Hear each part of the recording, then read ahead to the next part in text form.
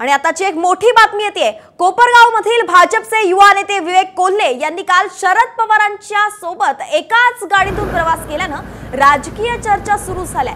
यावर कार्यकर्त्यांशी चर्चा करून पुढचा राजकीय निर्णय घेऊ अशी सूचक प्रतिक्रिया कोल्हेंनी दिली आहे। तर अजित पवार माहितीत आल्यानं कोपरगाव मतदारसंघात कोल्हे कुटुंबियाची राजकीय अडचण झाली आहे। त्यामुळे विवेक कोल्हे यांनी शरद पवारांसोबत प्रवास केल्यानं कोल्हे तुतारी हाती घेण्याची शक्यता आता वर्तवली जाते।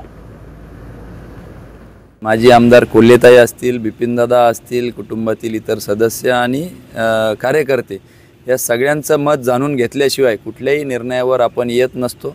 आणि राजकीय अडचण होण्यापेक्षा कोपरगावकरांची जी काय अडचण झालेली आहे तिच्यावर खरं तर आम्ही लक्ष देऊ इच्छितो आणि त्या अडचणी सोडवण्याकरता राजकीय भूमिका घ्यायची असते आणि म्हणून त्या अनुषंगाने पुढची निर्णय राहील।